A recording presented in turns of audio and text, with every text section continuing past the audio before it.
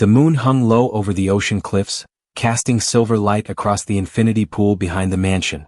Alex Harrison stood frozen in the shadows of his glass house, watching something that would change his life forever.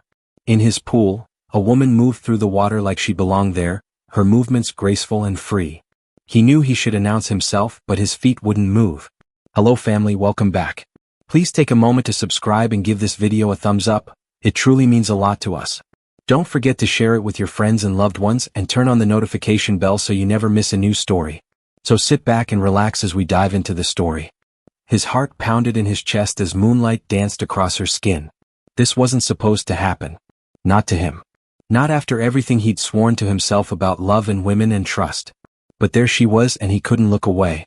Alex was 40 years old and one of the richest men in Malibu. He owned Caltech Engineering, a company that built skyscrapers in countries around the world. People called him brilliant. They called him powerful. What they didn't know was how lonely he felt every single night in his empty mansion. He had built everything himself, starting from nothing. Years ago, he used to sleep in his car outside construction sites, drawing plans by flashlight. Now he lived in a house worth millions, but it felt cold and lifeless. Women had hurt him before. They smiled for his cameras and spent his money, but none of them loved the real Alex. They loved his bank account and his fame. So 5 years ago he made a decision. No more relationships. No more letting anyone close. He would focus on his work and nothing else. Love was a distraction he couldn't afford. But tonight everything felt different. The woman in the pool was Isabella Smith, his maid. He barely knew her. His assistant had hired her 3 months ago, and Alex had only seen her a few times. She was always polite and quiet, disappearing before he came home each day. He couldn't even remember what her voice sounded like. Yet watching her now, he felt something stirring inside him that he thought had died long ago. Isabella climbed out of the pool slowly, water streaming down her body. She wore a simple pink swimsuit and her long dark hair flowed freely down her back. For the first time since Alex could remember, he felt desire burning through him like fire. Not just physical want, but something deeper. Something that scared him more than any business deal ever had. She turned suddenly, and her eyes met his through the darkness. She gasped, her hands flying to cover herself with a towel. "Mr. Harrison," she stammered, her voice shaking. "I didn't know you were home. I'm so sorry." Alex stepped forward into the moonlight, his throat dry. He should fire her. He should be angry. Instead, he felt like a man waking up after years of sleep. But what would happen next? Could a billionaire and his maid ever find something real together? The next morning, Alex stood in his bedroom, unable to sleep. He kept seeing her in that pool, the way the water moved around her body, the peaceful look on her face. He had watched her for only a few minutes, but those minutes felt burned into his memory forever. He rubbed his face with his hands and looked at himself in the mirror. What was wrong with him? She was his employee. This couldn't happen. He got dressed in his expensive suit and went downstairs. The house smelled like coffee and cleaning supplies. His heart beat faster as he walked through the hallway. Then he saw her. Isabella was vacuuming the living room floor, wearing her work uniform. Her dark hair was pulled back in a tight bun. She looked completely different from the woman in the pool last night. But Alex couldn't stop staring at her. Isabella looked up and saw him. Her face turned red. She quickly turned off the vacuum and stood up straight. "Good morning, Mr. Harrison," she said quietly. Her eyes looked down at the floor instead of at him. "Good morning," Alex said. His voice came out rougher than he meant it to. An uncomfortable silence filled the space between them. He wanted to say something, but what? Sorry for watching you? Sorry for wanting you? He couldn't say any of those things. "I'm really sorry about last night," Isabella said suddenly. Her voice was soft and scared. "I shouldn't have been in your pool. I thought you were away on business for 4 more days. It won't happen again." Alex took a step toward her. "You don't need to apologize. The pool is there. You can use it whenever you want." He paused, then added, "This is your home too while you work here." Isabella's eyes went wide with surprise. She looked at him like she didn't believe what he just said. "But I'm just the maid, sir. It's not appropriate." "Stop calling yourself that," Alex said more firmly than he intended. "You're not just anything." She stared at him for a long moment. Something passed between them in that look, something electric and dangerous. Then Isabella grabbed her vacuum and quickly walked away. "I need to finish cleaning upstairs," she said over her shoulder. Alex watched her go, feeling frustrated with himself. He had spent years building walls around his heart. He had promised himself never to let another woman in. But somehow, This quiet woman with the beautiful eyes was already climbing over those walls. For the next 3 days, Alex and Isabella danced around each other like two people walking on broken glass. Every time Alex entered a room, Isabella found a reason to leave. Every time their eyes met accidentally, both of them looked away quickly. The tension in the house grew thicker and heavier with each passing hour. Alex couldn't focus on his work. During important phone calls, his mind wandered. He thought about the curve of Isabella's smile when she didn't know he was watching. He thought about the gentle way she arranged flowers in the kitchen. He thought about how she hummed softly while she worked, a sound so peaceful it made his chest ache. On the fourth night, a storm rolled in from the ocean. Dark clouds covered the sky like thick smoke.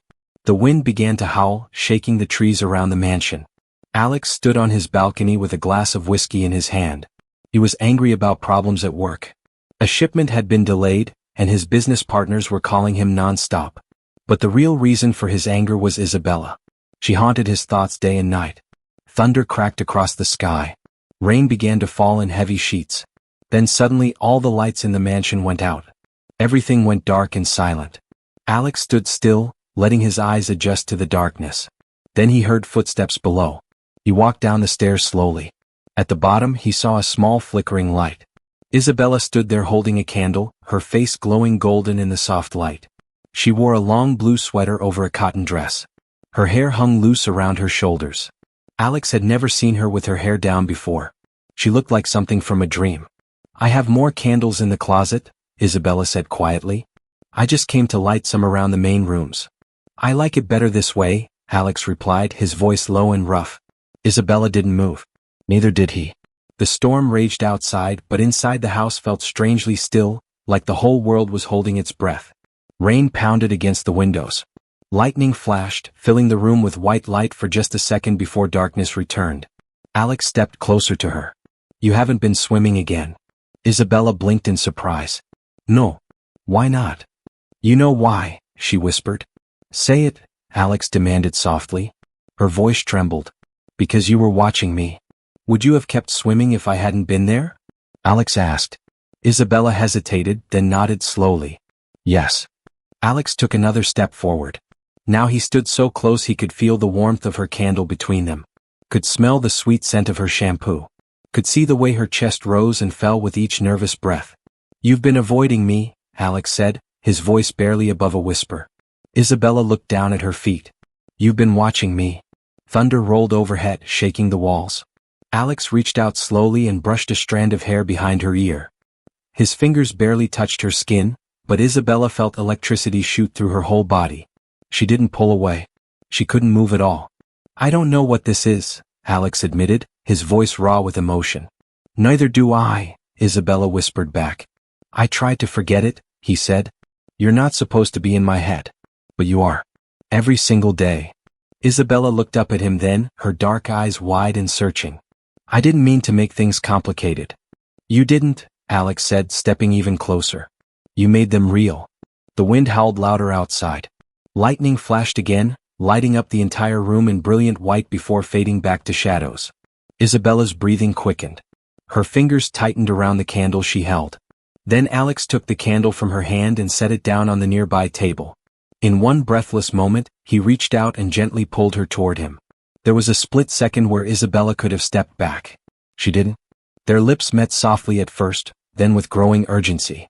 Isabella's hands pressed against his chest, her fingers clutching the fabric of his shirt.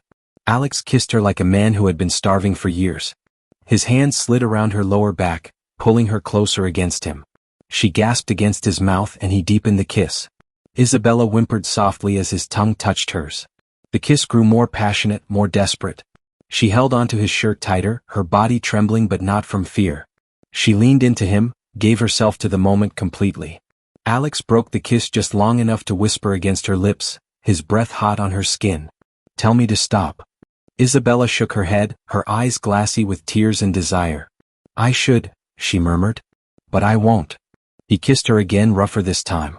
His hands explored her back, her waist, the curve of her hips. She reached up and threaded her fingers through his hair.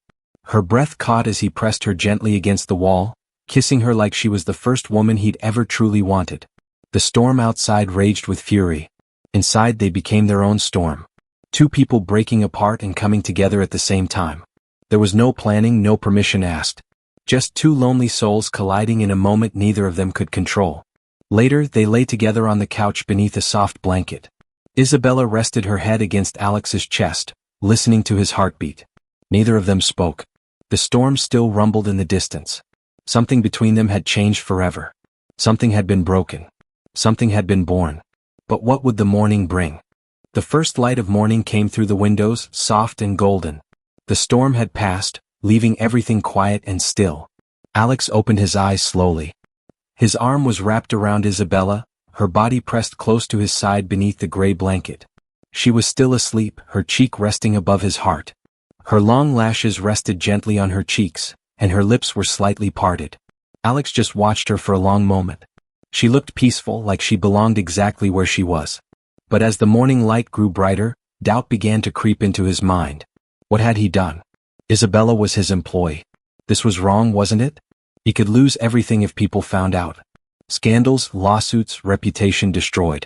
He was a powerful man with enemies who would love to see him fall. He carefully pulled his arm away and sat up. Isabella stirred but didn't wake. Alex stood and walked to the window, rubbing his face with both hands. The ocean was calm now, the waves gentle. Everything looked normal out there. But inside him, everything felt upside down. Behind him, Isabella woke up. She sat up slowly, holding the blanket around her chest.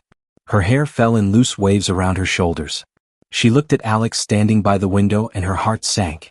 She could see the tension in his shoulders, the way he wouldn't look at her. "Hey," she said softly. "Hey," Alex replied, his voice rough. A painful silence filled the room. Isabella gathered her clothes quietly and got dressed in the hallway. When she came back, she looked calm on the outside, but inside her heart was breaking.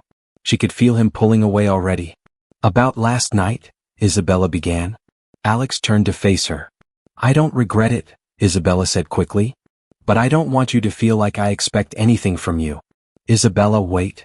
"I mean it," she interrupted gently. "I know who you are. I know what you are.